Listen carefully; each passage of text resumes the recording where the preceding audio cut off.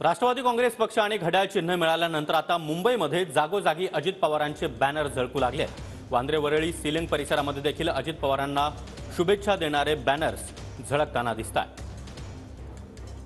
केंद्रीय निवडणूक आयोगाने पक्षाचं नाव आणि चिन्ह अजितदादा पवार यांना दिल्यानंतर, यांच्या पक्षाला दिल्यानंतर आता संपूर्ण मुंबईमध्ये बॅनर वॉर रंगताना पाहायला मिळत आहे। दोन्ही गटाकडून म्हणजे शरद पवार गट आणि अजितदादा गट या दोघांच्या गटाकडून आता तुफान बॅनरबाजी करण्यात येते। मुंबईच्या ठिकठिकाणी बॅनरबाजी आपल्याला पाहायला मिळते। मी सध्या मुंबईच्या बँड्रा वर्ली सीलिंग परिसरामध्ये आहे आणि या ठिकाणी आपण पाहतोय अजितदादांचा बॅनर लागलेला आहे। सत्याचा विजय, लोकशाहीचा विजय असा आशय यावर आहे। राष्ट्रवादी काँग्रेस पक्ष नाव व घड्याळ चिन्ह हे दोन्ही उपमुख्यमंत्री अजितदादा पवार यांच्याकडे राखून ठेवल्याबद्दल माननीय निवडणूक आयोगाचे आभार मानण्यात आले आहेत। राष्ट्रवादी काँग्रेस पार्टीच्या सर्व कार्यकर्ते, पदाधिकारी आणि नेत्यांचं देखील मनपूर्वक अभिनंदन या ठिकाणी करण्यात आलेलं आहे।